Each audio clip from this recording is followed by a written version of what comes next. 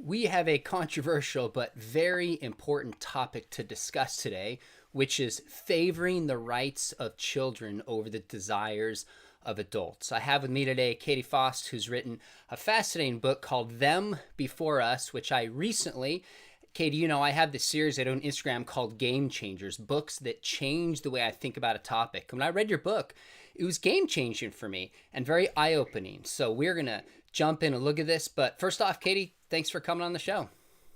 Thank you. I'm really glad to hear that. It's not the first time. Once you start to talk about children's rights and start to understand the importance of a child's mother and father, that they don't just need them, that they don't just benefit from them, but they have a right to them, you don't unsee it. You start to look at every headline, every conversation differently. So I'm glad that was the impact that it had on you. Thanks for letting me share it with your audience. Well, it was, and I hope it has the same effect on my audience. So let's jump right in and start with your story and your experience growing up in your family clearly shaped your worldview and gave you a passion to speak into this subject. Would you share that with us? Yeah, my parents were married until I was 10. I was really connected, really loved them both. And then they divorced, and it rocked my world. My Hmm. dad dated and remarried before he passed away 5 years ago. My mom, soon after their divorce, partnered with another woman, and they've been together ever since. So I had split time between my dad's house and my mom's house. Thankfully, my mom and dad had a really amicable divorce. I was stayed in contact with both of them. I got to benefit from the love of my dad and the love of my mom. I love her partner. I don't consider her partner my mom, but I do consider her partner my friend. So I wasn't raised in a Christian home. I became a Christian late in high school. I was still an idiot for most of that time. And then I really grew in my faith as a college student when I went off to college and met my husband, and we kind of figured out what this whole Christian worldview thing was together. And then we did a lot of youth ministry. My husband became a pastor. I had kids, and I was really happy just living my life, keeping my friends, not talking about controversial things. And then the gay marriage debate started out. And what I heard the other side saying was kids don't care if they're raised by two moms or two dads, which what that means is they don't care if they've lost their mom or dad. And I Wow. said, you're lying. Hmm. I've never met a kid who lost their mom or dad through death, divorce, abandonment, and now reproductive technologies who didn't care. Most of the time, they would say that it left a lifelong wound. So that's when I felt like I needed to speak up because it now was an issue of injustice against children. Now, you first spoke up in a blog that was called Ask the Bigot. I didn't know it was you. It Mm. was anonymous. I read it, sometimes reposted stuff, and I understood why you were anonymous because of the kind of, frankly, criticism I get daily from people that's pretty harsh at times. But then when Mhm. it came out, I'm like, oh, this is Katy. I understood. Take us back a little bit to what you were doing with that blog and then how you came out, so to speak, and what you're doing now. Yeah. So I used to blog anonymously because I'm a coward, because I understood the cost. I understood I was going to lose friends, and I hated that. I love to be loved. I hate to be hated. And the Hmm. hatred coming from the culture and even from some people close to me, not my family, thank God, um, kept me quiet. They did their job. Accusing people of being haters and bigots and homophobes was very effective for me because some of the people I love the most in life are gay and lesbian. And I hope I'm some of the top people on the top five lists of people that love them as well. So, yeah, I started blogging anonymously because I thought I need to make the case for marriage as a social justice issue for children, because marriage is not just a private arrangement between two adults, it's the only relationship that unites the two people to whom children have a natural right. And that's why it deserves to be respected and protected in different ways than other adult relationships. But then, in the name of love and tolerance, I was outed by a gay blogger who then doxed members of my church in an attempt to silence me.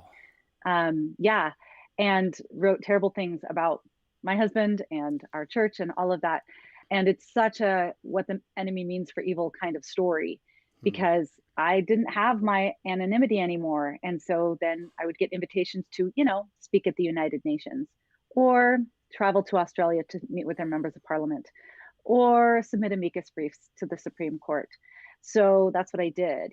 His attempt to silence me actually just enlarged my platform a hundredfold.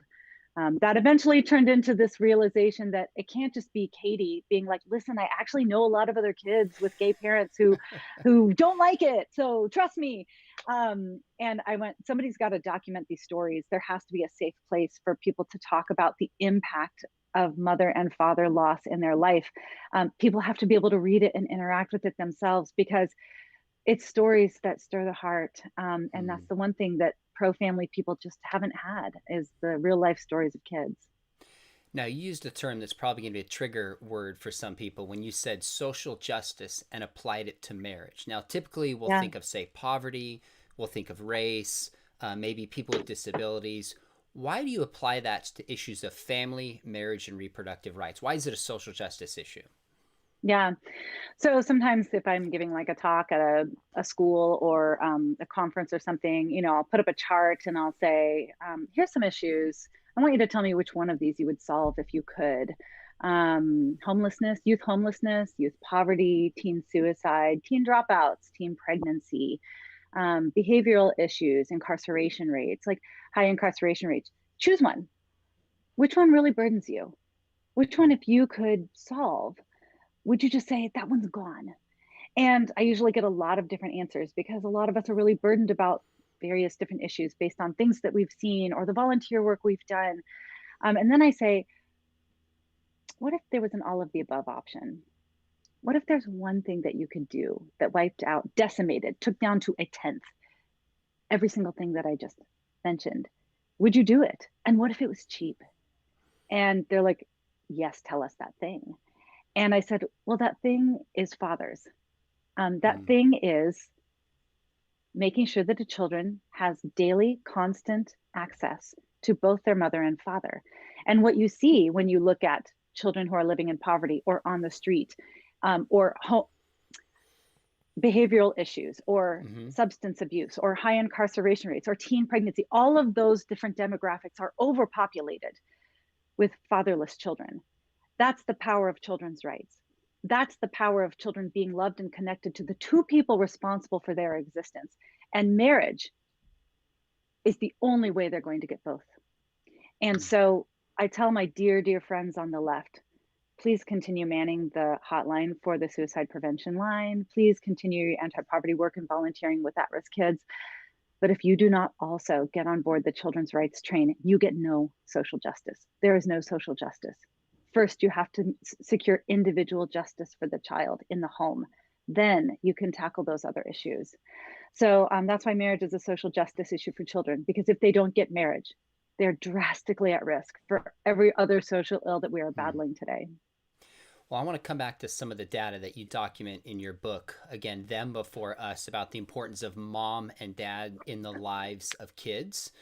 Excellent. It is a fantastic book. I hope viewers will pick it up and read it.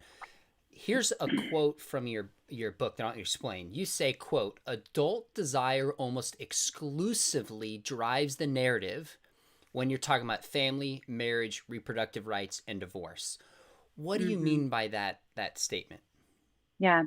I mean, whenever you read a headline or have a conversation or look at a piece of legislation that has to do with marriage, family, divorce, reproductive technologies, sperm and egg donation, surrogacy, even adoption, look at the headlines.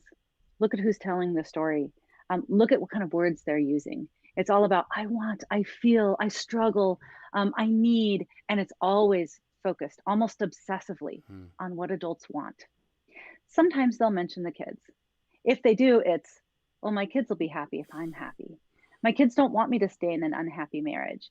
Or my kid's going to be okay that they are created through sperm or egg donation because they're so loved and wanted. My kids are going to like this. My kids are going to be okay. My kids are going to get over it. That's what we hear that the adults say about the kids. And I would just tell your audience, like, try me, try it. Just look at headlines about marriage and family. Look at what's coming through the news. Listen to the conversations that are happening in the culture and maybe in your own world. How much of the time do those center around, this is what the kids need? These are their rights. I'm going to bend and sacrifice so that they don't have to do the hard thing. I'll do the hard thing so they don't have to. I dare you, right? find me those articles. They're extremely rare. But the reality is that when we get questions about marriage and family wrong, when we allow adult desire to drive not just headlines, but policy and personal decision, the children are the victims every time. And so that's what we try to do in the book, is make it very clear that these are the victims and this is how they're being harmed.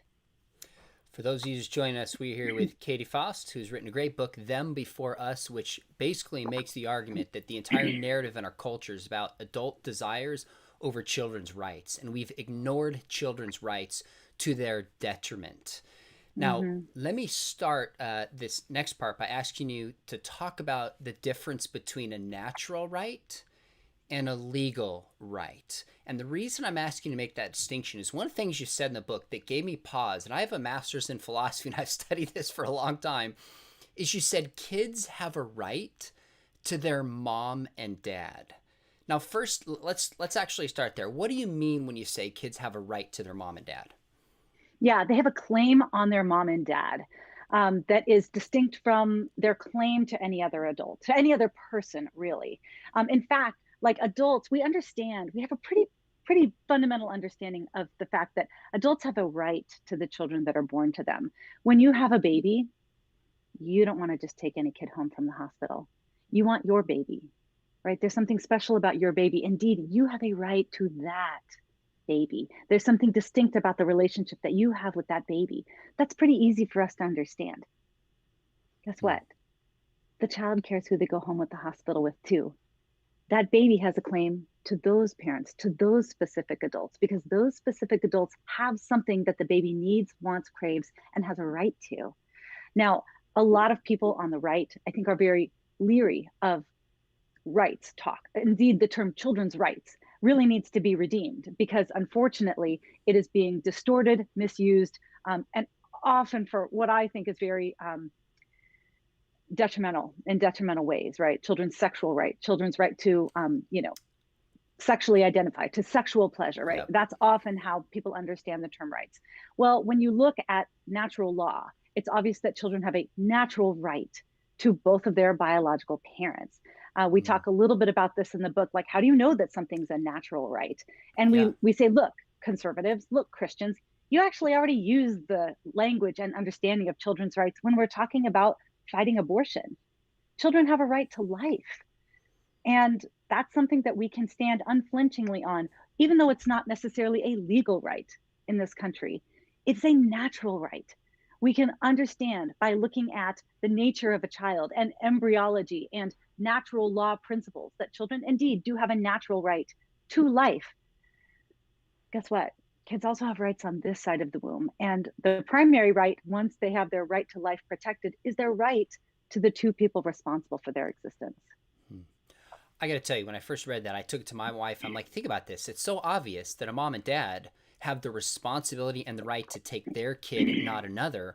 Well, that right goes both ways. The kid has the right Yeah. to be taken home by mom and dad and not another. It seems so obvious when you frame it that way.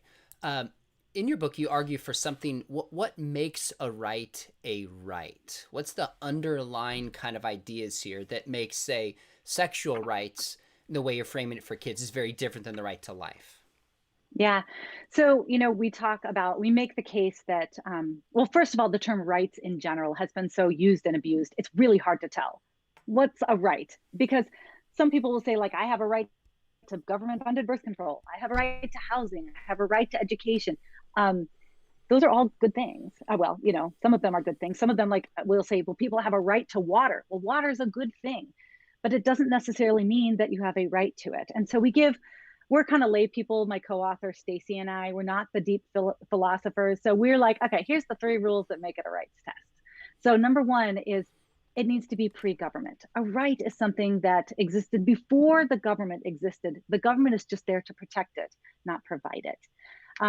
Second, nobody has to provide you with the natural right. You just have it, right? The right to defend yourself, the right to life, you simply have it. The government just needs to protect it. And finally, a natural right is distributed equally. Everybody naturally has the same amount. Good. So, and the alternative is commodities. Like you can actually tell when something's a commodity is if it can come in different degrees, like Mar-a-Lago versus a dormitory, right? Because housing is different, you automatically know Sure. that it's not a right. So when you look at a child's right to life, it completely passes the three rules that make it a rights test with flying colors, right? It existed pre-government. Yep. No one has to provide it for you, and everybody gets the same amount, one life. So that's how it is with children's right to their mother and father. It's as pre-government as it comes, whether you're on like Team Adam and Eve or Team Homo erectus. Yep. Like this is a pre-government relationship. Number two, nobody has to provide it for you. If you exist, your mother and father also exist. And finally, it's equally distributed. Everyone Mm. gets exactly two, one mom and one dad. So when you're looking at it from a natural law perspective, we also kind of throw in some quotes from Melissa Mashala, who I think is the philosophical genius on parental and children's rights, if you need a bigger name than Mm. me. But it's if you look at it, if you're able to look at it from the kid's perspective and from the natural law perspective, it's a pretty solid case. So let me jump ahead with a question here, and this is a topic that you cover in your book. Jason Clover asked an important question that relates to this. He said, so does this apply to adopted kids? They have a right to their biological parent, or is that up to the adoption parents? Good. That's a great question. We have an entire chapter on adoption because what we talk about through the book is that modern family is really just code for child loss. The child has to lose something to be in that modern family. But there is one form of parental breakdown and rebuilding that does protect children's rights and center around children's needs, and that's adoption. But we first have to have a proper understanding of what adoption is. Adoption is not a means for adults to get kids. Adoption is a critical institution that exists to meet the needs of children. And Hmm. so adoption is not about adults building their family, right? Or, I mean, I love adoption. I'm an adoptive mom, but this is not about adults fulfilling their desire to have kids. This is the child is the client, and the child had to lose something critical to them before they became somebody in need of adoption to begin with. They had to lose the two people to whom they had a natural right.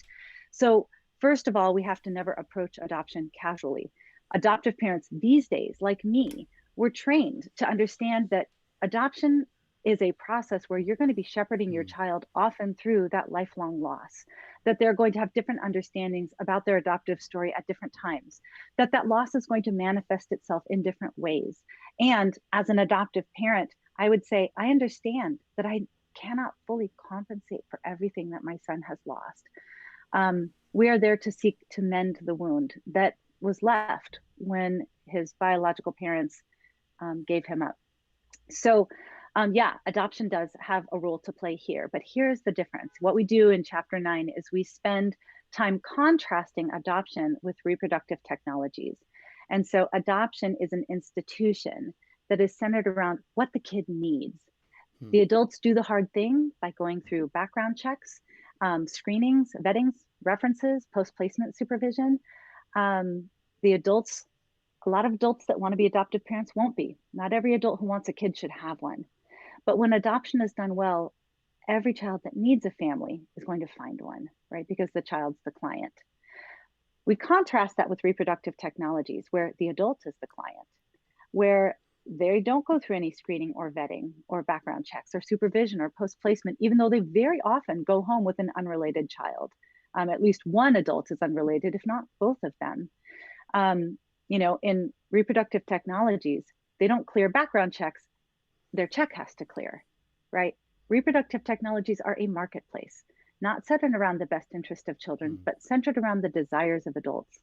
So adoption is a critical institution that unfortunately exists because our world is broken. Hmm. But adoption done properly upholds children's rights, whereas reproductive technologies willfully violates children's rights.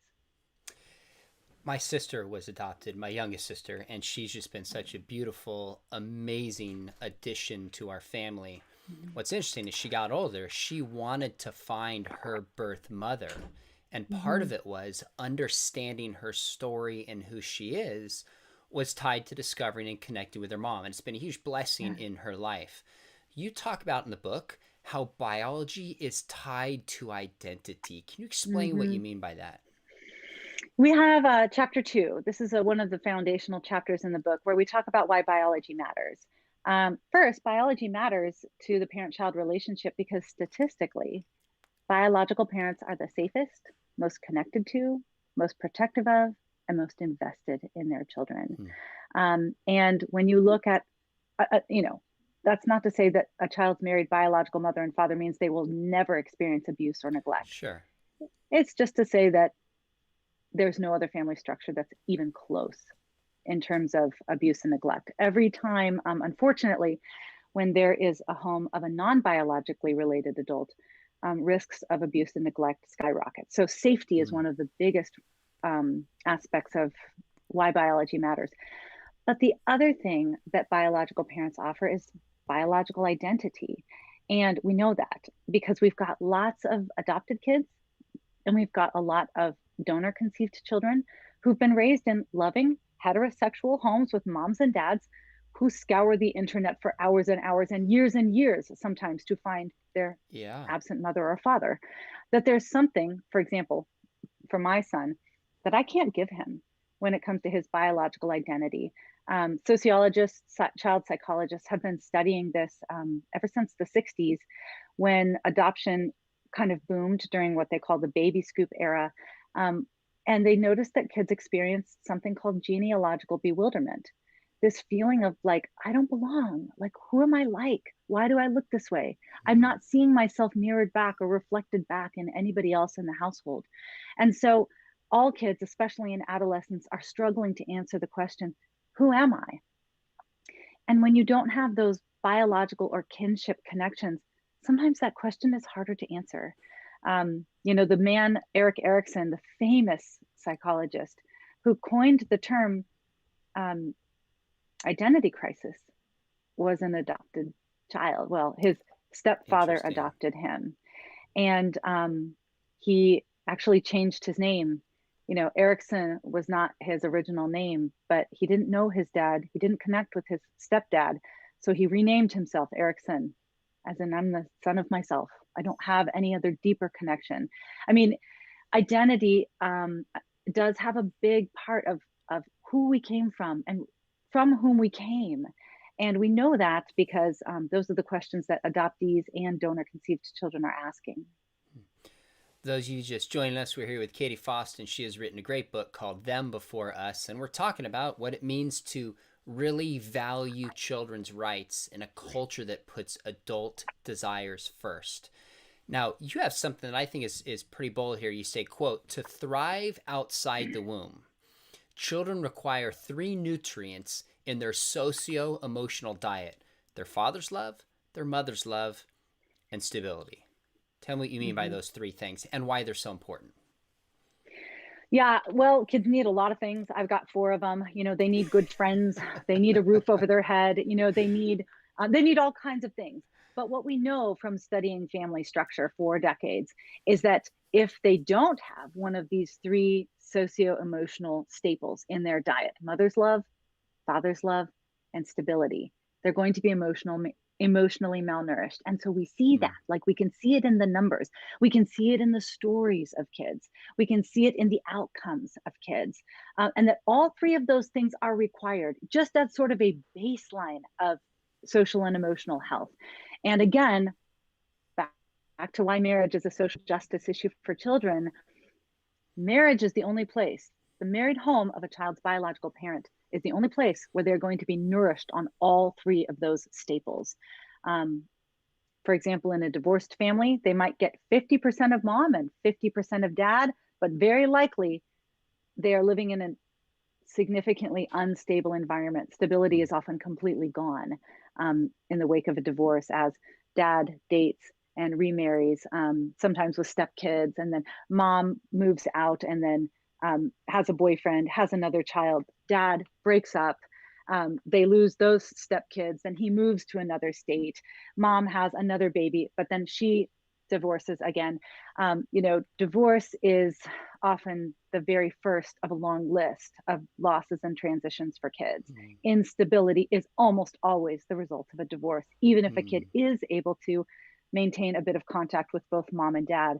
So there really is no other, unfortunately, it's very hard for our 2021 ears to hear. But that whole traditional marriage thing is the place where kids are going to receive the nourishment, the social emotional nourishment, foundational staples that they need to thrive. There's so many lines in your book I was highlighting, circling, and one of them that jumped out to me relates to something my father had said in his books. He said to me when I'm younger, he said the greatest way for a dad to love his kids is to love his kids' mother. Mhm. And that kind of made sense to me. And the older I get, the more I see it. Mhm. I'm like, oh my goodness. And you explained in your book, you said kids feel loved when they see their biological mom and biological dad loving each other. But this Mhm. doesn't apply to step parents. Why is Mhm. that so important? And why do you think that's the case? So I start out um, chapter 2, I think, talking about this. And this was an observation by Pat Fagan, who is a marriage and family giant in terms of like marriage and family research, but he had also done family counseling and he's a child psychologist for like 50 years. And that's what he said. He said, it's fascinating because when kids watch their dad love their mom, they feel like their dad is loving them. And when they Hmm. see their mom love their dad, they feel like their mom is loving them. He said, it's like the only relationship that I know of where you can be loved indirectly, where you're not directly being the target of the love, but you feel loved anyway. And I was like, okay, this is fascinating, right? So I spent, since I heard that, I'll ask different people who've shared their story or whatever, if they had a step parent. I'll say, well, what did you think when you saw your mom and dad, or your mom and your stepdad kissing? And the boys would be like, I felt angry. I was like, get away Wow. from my mom. Or, Wow. the girls would be like, well, I'll just wait. And then, I mean, it's fine. It's like, it's fine, but it's not like I love it. I'll just go in the other room. A lot of times, the introduction of a step parent does not have that circuitous love effect, but rather it will introduce competitiveness. Now the child feels like they're competing for love with their stepdad for the love and the affection of their mom. So it's altogether different. I think that I know that there are heroic step parents out there. I've seen Hmm. them. I know the kids who have been raised by heroic step parents who have stepped in to fill the gap of a missing or negligent biological parent, and they're out there. But when you're talking about the magic that just naturally springs up in a child when they watch their own mother and father loving each other, so Hmm. far, I haven't heard of anything that can match it. It's intuitively true, and it's just and it's powerful, and it's always stuck with me since my dad said that. And Mm-hmm. sometimes I'll give my wife a kiss, and the kids act kind of funny, but there's something that just bubbles up in them that Yeah. they want to see this affection from their mom and their dad, and it trickles down to them.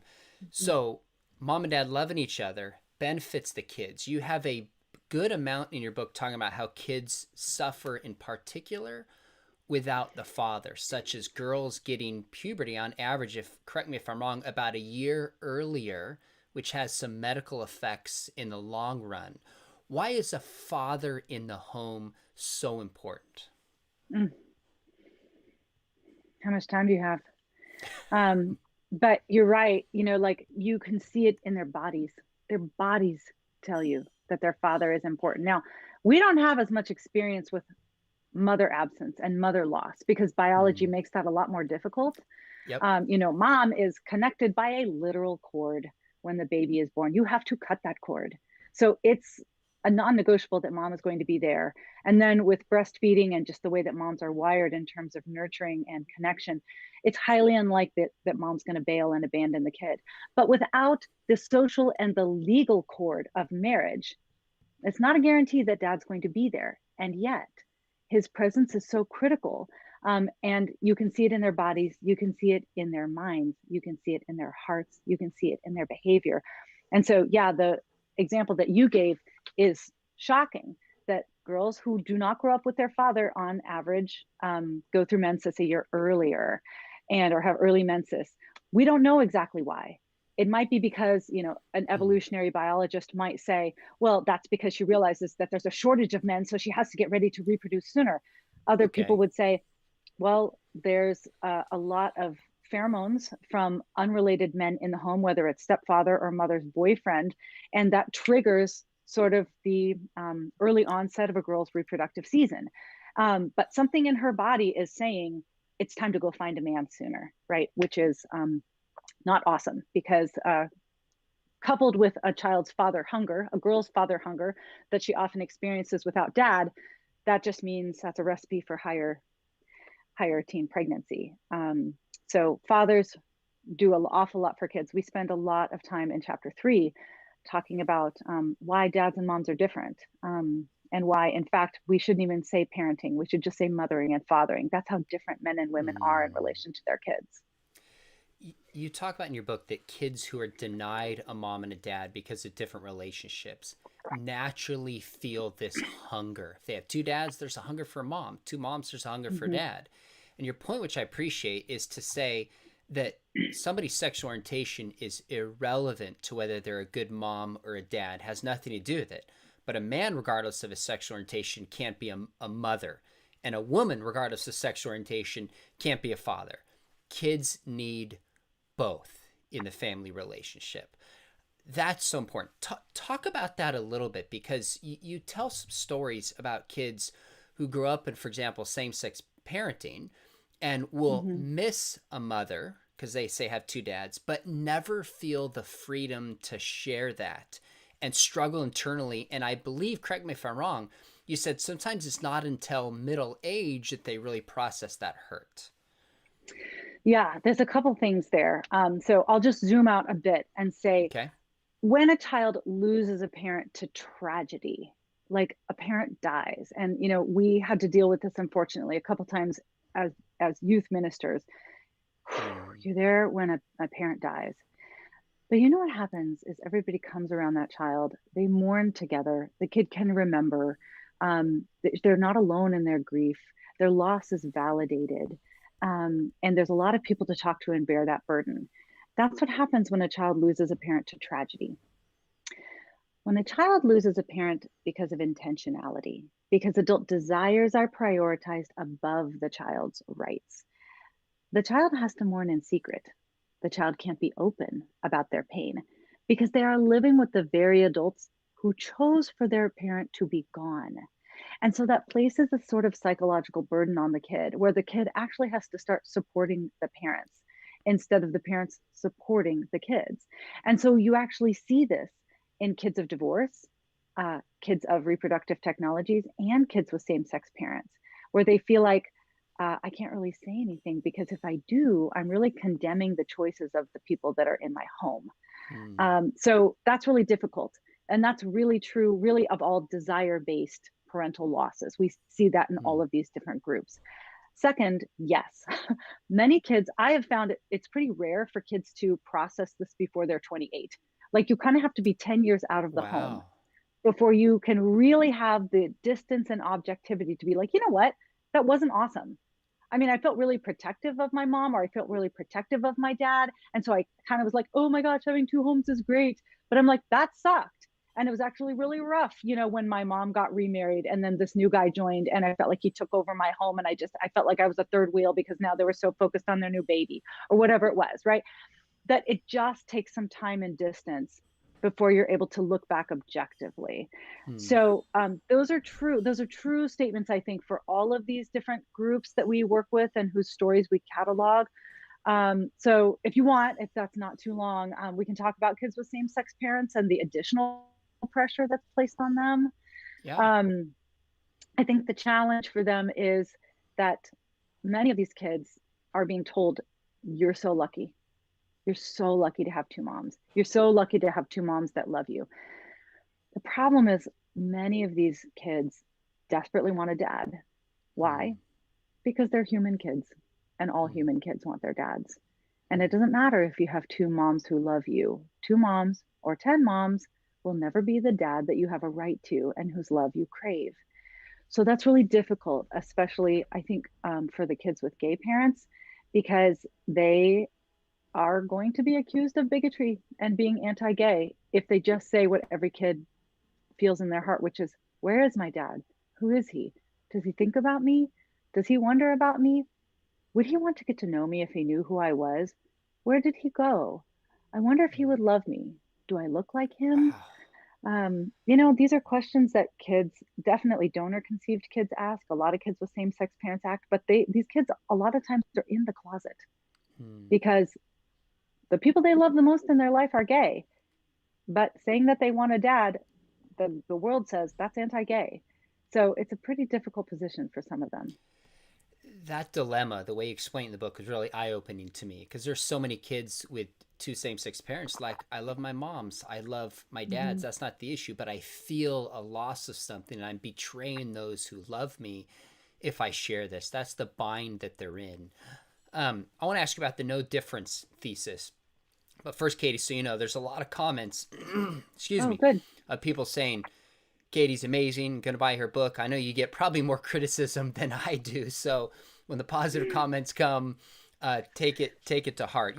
I think you probably know this. In 2014, John Stone Street and I wrote a book, Same Sex Marriage, the year before Obergefell came out. We saw the Mm-hmm. writing on the wall. And I spent a good amount of time studying some of the research and articles that claimed there was no difference in the psychological, emotional well being of kids with same sex parents. And some said it's even better for kids. You have a good amount of time in your book pushing back on that, saying this does not really reflect where the studies are. So tell Mm-hmm. us, and obviously this only goes so far, but as unbiased as you can, what does the data really show about the effects of same sex parenting as a whole on kids? Okay. Here's a really helpful thought experiment, okay, for your audience. Anytime researchers are not studying same sex parenting, they agree on three things. Number one, biology matters in parenting, that biological parents benefit children in ways that non biologically related parents don't. Okay. Nobody, when you're not talking same sex parenting, Hmm. that is the consensus. Number two, that men and women offer distinct and complementary benefits to children, that gender matters in parenting, and that dads do something moms don't do, and moms do something that dads don't do, and kids need both. Number three, kids are harmed when they lose, when they go through the trauma of parental loss, whether that's through death, divorce, abandonment, or reproductive technologies. Whenever you're looking at kids whose parents have died, kids whose parents have divorced, kids whose parents created them through reproductive technologies, right? Death, divorce, abandonment, and even adoption, if they're adopted subsequently after an abandonment. Any of those kids raised with heterosexual parents do not fare as well. Okay, so that is the consensus when you're not studying same sex parenting. Hmm. Then something interesting happens when you study same sex parented homes. Interestingly, those kids fare no different, or like you said, even better, despite the fact that you're always missing a biological parent. You don't have the complementarity of male and female, and you've always had the parental loss and the trauma that goes with that. So tell me why. Why is it that suddenly the three items on which there is unanimous consensus among social scientists suddenly doesn't matter when you're studying same sex parenting? Hmm. Could it be because those studies use very small sample sizes? They're not random participants. They're recruited or volunteered. They're not longitudinal. They don't study children over long periods of time. Oftentimes, they assess the adults. How do you think your kid likes having two moms? You think they love it? Awesome, right? They're not actually measuring the outcomes of the kids themselves as adults looking back, saying, yeah, I actually did struggle with depression, or yeah, I didn't do so well in school, or I did kind of dabble with self-harm issues, or yes, we were on welfare, or yeah, I was seen by a psychologist, yes, I was diagnosed with a depression or anxiety, right? You're not actually measuring the outcomes of kids. You're surveying how the parents think that they are doing and how they think their children are doing. So that is why those studies defy the consensus, Hmm. because they don't use good methodology. So since you wrote that book, there have been a couple pretty incredible large studies done primarily by Paul Sullins, where he draws data from a couple large government um, data sources, right? CDC is one of them, and then a National Child Incident Study report. And both of those are graphed out in our book so that you can see that Yep. when you actually look at quality samples studied over time, where kids actually report the outcomes, or you can actually see the outcomes, not just what the parent thinks the outcome are, the no difference actually looks like a huge difference, and that kids really do suffer when they're raised by two moms or two dads. Paul Sullins, who I think has probably interacted with more samples than any of the no difference people Hmm. prior to 2015 at least, would say it's just like you said, it's not because gays or lesbians are incapable of being good parents. That's not it. It's that they're incapable of both being biologically related parents, and that's Hmm. where the advantage seems to be. When this topic comes up, one thing I'll hear from students is, well, isn't it better for a kid to have two moms than be in the foster care system? And when it's framed like that, I found with younger people, there's a sense of like, yeah, that actually is better for kids. They find that Mm-hmm. compelling. What's your response when you hear that? So this is often posed in the hypothetical. I think I'm the only person that's actually lived it, because Okay. I am a total children's rights advocate. I've always believed in traditional marriage, but I also used to work at the largest Chinese adoption agency in the world. And this is before I was a mom, but I was super adoption oriented. I had been overseas several times. I had walked the floors of orphanages. I had seen the babies packed in cribs, Hmm. two and three at a time, where the rooms were completely silent, even though there was 150 of them, because those babies had learned that nobody comes when they cry, so they why bother. I had walked the floors of orphanages where babies and kids had fingertips that looked like light bulbs that were blue on the tips of each one of them, because they had holes in their heart and their body wasn't pumping oxygen fast enough. So so some good friends of mine who were lesbians said, we're going to go get this kid who Hmm. has a significant special need. Um, and I knew, because I was in the adoption world, that that agency had tried to place that child with several heterosexual couples, and nobody wanted to take her on. But my lesbian friends said, we will, Wow. but we're going to need your help. Will you go with us? Because you have an adoption background. You've kind of seen it. It's not going to be a shock to you. And I said, let me think. Hell yes, I'm going. Hmm. And so we went, and we spent 2 really difficult weeks as that child Hmm. learned to be with people that looked different, smelled different, spoke differently. Hmm. She was older. She had a very significant special need. It was hard. It was really hard. The baby ended up needing little girl ended up needing almost yearly surgeries. She would have died. Hmm. She would have died without them. Hmm. And honestly, there was no Christian heterosexual couple who had the balls to do it. Wow. So you can acknowledge that there are times and places where a child would be better off with people like my friends, with two loving men or two loving women. But you can acknowledge that exception without saying, so moms and dads don't matter. So we should throw away marriage as an institution that unites the two people to whom children have a natural right. You can and must acknowledge the exceptions and say adoption is all about finding the best parents available for a child. Um, and then also say, also, there's an ideal, and the ideal is that all children would have their own mother and father. And if they've Hmm. lost their own parents, that whenever possible, they are also raised by an adoptive mother and father, because adopted kids need moms and dads too. I won't speculate about their family, but I know other adoptive families where whether it's a single or a same-sex parented couple, yeah, kids better off because they're not in an orphanage or because they're not Hmm. in foster care. But those kids still long for a dad too. That's awesome to recognize the sacrifice and love that they made without saying that exception overturns the rule and the norm and the good that kids need a mom and a dad. I think that's a very fair response. Now, I think your answer is probably going to be similar to this one, but let me just jump in and bring one question over that I think is thoughtful. Darren says, abusive mom and dad versus non-abusive same-sex both. Not an ideal in a Christian worldview, but would one be better for kids than the other hypothetically in situations? Really good. So this is a question. I'm leading a discussion group with some teens as well, and they brought this up. They also brought up, so let's just knock these both these out at the same time. Of like, okay, well, like what about the infertile couple, right? There's the infertile couple that can't have kids. There's the same-sex couple who can't have kids. So why can't, should they both be married? Should neither be married? Right? And so what I think is so fascinating is in these kinds of conversations, we immediately jump to the exceptions.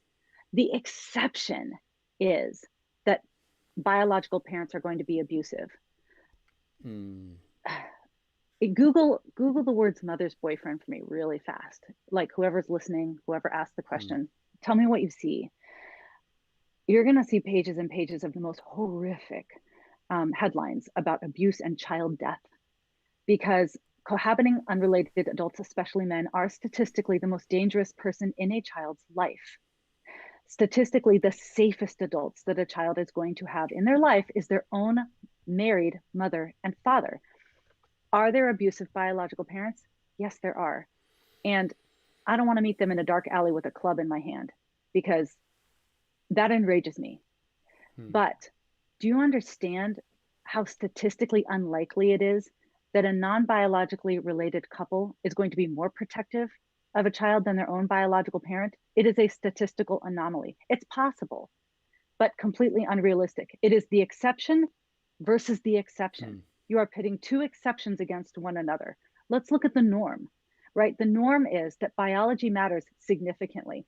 That's exactly why adoptive parents have to go through months of vetting, screening, background checks, research, reference, home study, supervision, post-placement reports, because social workers aren't fools. They know that non-biologically related adults do not interact with kids the same way. So I don't know which is better of those two. I just know that they are both total extreme exceptions to the norm. That's super fair. One of the things I try to do, Katie, and I know I fall short of this, is that I want to speak truth that Jesus taught, but I want to do it graciously, with a kind heart, with people who see the world differently. And you do that in your book, I think, because of your experience, because you're a mom, just because of your life and who you are. You have a bold statement that I want to read you, which I think is true, and I want you to unpack this a little bit. You said, quote, "To suggest there's no difference between men and women is as destructive as it is false." Unpack that, if you will. That something so self-evident has to be explained is such a sign of the times, right? Like men and women are gloriously different. And unfortunately, we've been sold this lie that we're not really equal unless we're the same, which is really tragic, because the only way that our species exists is because of our differences. And those differences are the most beautifully and, in my opinion, critically manifested in the home. I mean, God give me a President Nikki Haley. Give me the Justice Amy Coney Barrett. Like, I don't care if there's a female or all female, leadership at the bank. I don't care, right? But men and women, in terms of their differences and how that's manifest, is so critical to have those gender differences and the gender balance in the home, right? And interestingly, that is the institution that gets the gender balance exactly right every time, right? To have a child means that you automatically are going to have a perfect gender balance. And yet the world is saying, well, men and women, they're the same. They have to be the same if they're going to be equal. They've got, all kinds of liberal laws saying we need equal representation for women on our boards, or, there's a lot of countries that will say you have to elect a certain number of women to the legislature. So at some point we recognize that gender balance does matter. And yet we have spent so much time destroying the one institution that gets the gender balance exactly right. And kids need moms and dads, right? In the book, we talk about all these different little examples, but like Google dads with baby videos and tell me what you see, right? You see dads doing like the most goofy, silly, slightly risky, really exciting things with their babies, and the baby's just loving it. But look at moms with babies. It's cuddle, it's holding them close, it's nurture, it's soothing. It's just like the perfect picture of naturally Hmm. what moms and dads do differently with babies. And babies need both. They need that safe place to land. They need the oxytocin that mom releases that lowers their stress and their cortisol levels, that literally teaches them to have an emotional regulation and central nervous system. Kids don't develop that on their own. Mom nurture does it for them. You also have dads that are throwing kids in the air, like in Toledo, in Tokyo, in Tianjin. I mean, dads throw their babies in the air on every continent of this planet. And kids love it. And they actually learn something really important about life from the rough and tumble play that dads offer. And you can see it, right? We refer to it as father hunger and mother hunger through the book. When kids don't have it, they long for it, they crave it. And in a very real sense, they're starved without it. Hmm. I was driving my kids. We went on a hike as a family this morning, and I asked my kids just driving the car, 8 and 13. I said, if you Google dad baby videos, how do you think it'd be different from mom baby videos? And like my kids got it. They're like, mom's probably cuddling and caring, and my 8-year-old's like, dad's probably throwing a football or a water balloon, and Hmm. like both are equally valuable. But the way Hmm. you're arguing is there's something universal built into a man and a woman. Now I venture people would say, well, if you take same-sex parents, they can get those things, kids with same sex parents, from other relationships. So it doesn't have to necessarily be in the home. Can't that mitigate some of the differences?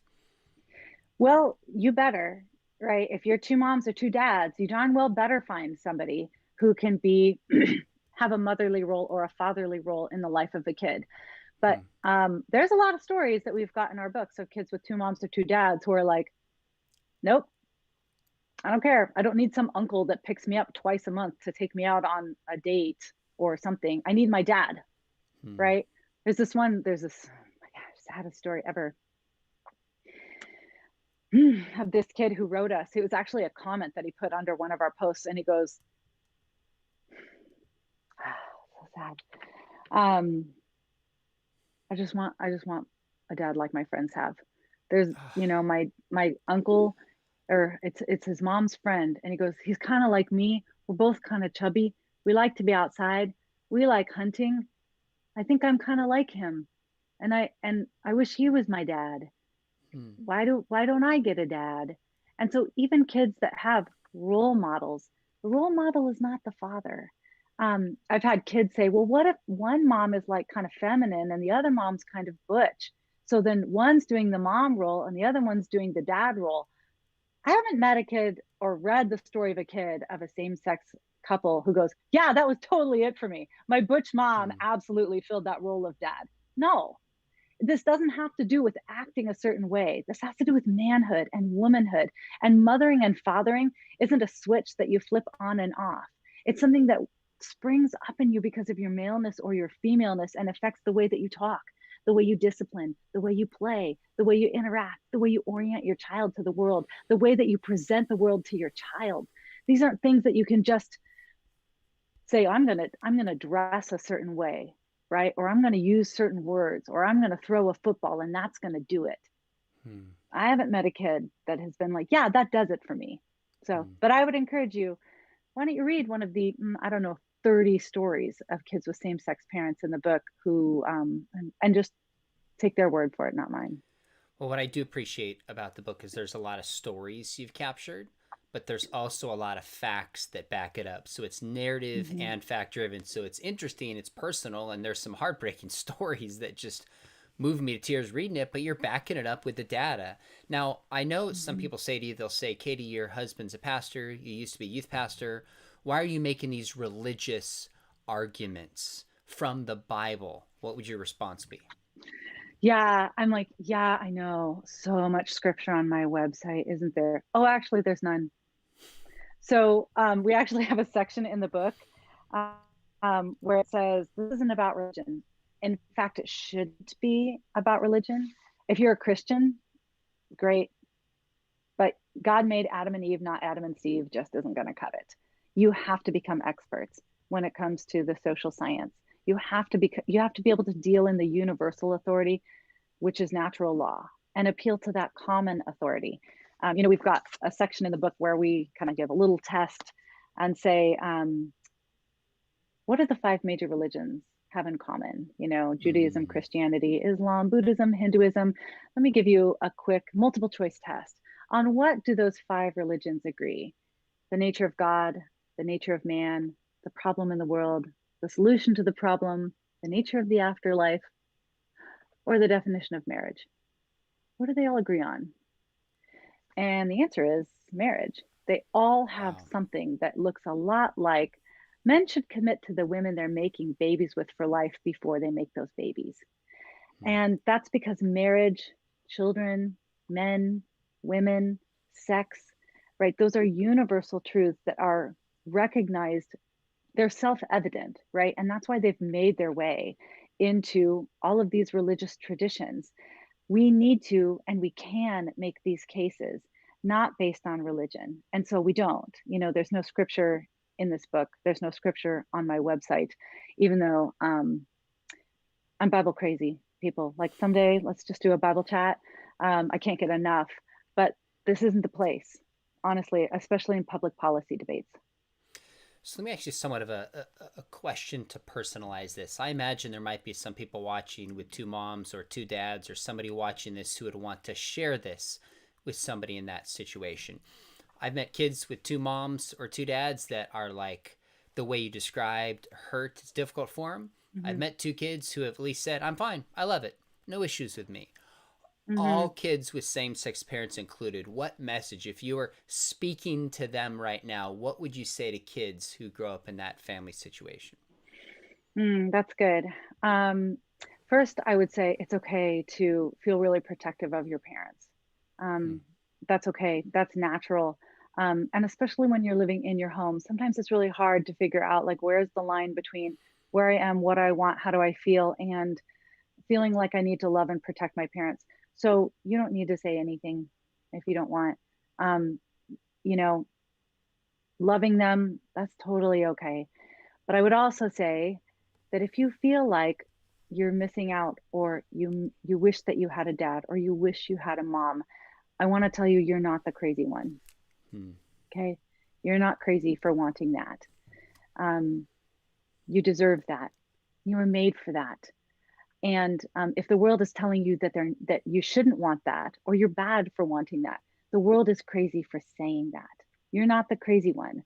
That I submitted an amicus brief to the Supreme Court for the Obergefell case, and we put in dozens of stories of kids with same-sex parents. And what we say in that is, um, same kids with same-sex parents aren't special.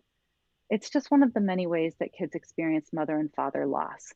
And so, any kid that's watching this who maybe has experienced parental loss from abandonment or a divorce, or because they were created through sperm or egg donation, or because they have two moms or two dads, you're not special. You're just a kid. And it's really natural to wonder about your missing parent and to wish that you were loved by that missing parent. That's just what it means to be a human kid. So, if that's how you're feeling, you're not crazy. You're just a Hmm. human kid. And that's what most human kids want. Katie, thanks for bringing both your mind and your heart to this question. I want to honor your time because when we jumped on, you were scrambling to make dinner. I have somebody putting in faucets. We're both parents running around trying to do this Yeah. thing. So let me end by saying this. I hope people will pick up your book, Them Before Us. Again, each week on Instagram, I put a game changing book that just shifted my thinking in some fashion on a range of topics that I hope people who kind of follow me will pick up. Your book, Them Before Us, is one Mhm. of them. Tell us where else people can follow you. I'm not awesome on social media. I kind of need a little social media discipleship, wink, wink. Um, but I'm on Twitter at advo_Katy. Get it like advocate, but it's advocaty. Clever. Oh, So smart. clever. Okay. Thanks. Thanks. And I'm on Facebook. I've got a public Facebook page, Katy Faust, which is probably a little more where I post because I can't talk that short. Twitter's too short for me. We've got some Instagram. Our Them Before Us Instagram page is great. So if you're on Instagram, look for Them Before Us. I think them_before_us. We're there. Go to our website, thembeforeus.com. You can sign up for our newsletters. So that's something that the big tech giants so far can't control. So Hmm. like you can log on there. The book is probably the best place to really get the full message and have all your questions answered. We were really insistent that we do a detailed table of contents.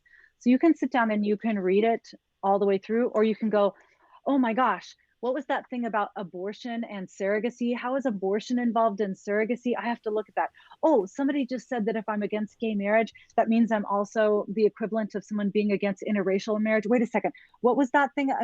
Oh, where was that? She said that biology means you're the most connected to and invested in. Wait, I need to see some studies on that. And so like, it's really detailed. I don't know if you're going to be able to see this, but There's a ton of right, here's our footnotes. table of contents. And like, it's a reference guide. It's supposed to be your quick place to get answers about all of these questions and find the stories of kids, because that's really where the power is. Hmm. When you're having a conversation about somebody who's like, oh, I just don't want to wait for Mr. Right anymore. I'm already 40. My biological clock is ticking. I think I'm just going to go get a sperm donor. You grab the book, you look at it, you're like, okay, here's 5 stories of kids created through sperm donation, who were raised by single mothers by choice. My friend needs to read this. So we've got it broken up so you can get right to the information that you need on every single matter of marriage and parenthood. It's all there for you. The stories, the studies, the very best research. Katy, you're awesome. I hope everyone will pick up your book and follow you. Hang on, don't disappear. But those of you following this, make sure you hit subscribe, because we have some other interviews coming up you're not going to want to miss. Next week, Colby Martin, who I just saw in the comments, I apologize, I missed your questions. He's a pastor, wrote the book called The Shift, and describes himself as a progressive Christian. I'm an evangelical Christian. This is not going to be a debate. We want to have a conversation, find out what we have in common, and also where we differ. So this is a conversation for clarity. So progressive, evangelical, invited into this conversation. Colby, really looking forward to connecting with you. We have behind the scenes interviews coming up with Craig Keener, one of the leading New Testament scholars in the world, Wayne Grudem, one of the leading theologians, and a whole bunch of others. So make sure you hit subscribe. These are coming up. And again, this channel is brought to you by Biola Apologetics. If you've ever thought about getting a master's, we just started this, Katy. We have a full distance program in apologetics. We're the #1 rated school. So if you have an undergrad degree and thought about getting a master's in apologetics, we would love to partner with you and help train you. So there's information below. But Katy, hang on, don't disappear. The rest of you, thanks for great questions. And Katy, again, there were a whole lot of positive comments where people are appreciative, and some questions of people that didn't hear the beginning. I invite you, please go back and hear the beginning. This is an hour-long conversation with a lot more context that might bring into play some of the things she says and develops even further in the books. Again, if a bunch of you enjoy this, I heard quite a few of you say, share this, please do so. Give us a thumbs up. It just helps with the metrics to spread the word for the channel, what we're doing at Biola, and consider sharing it with a friend. All right. Thanks so much, everybody. Look forward to our next stream. Have a great night.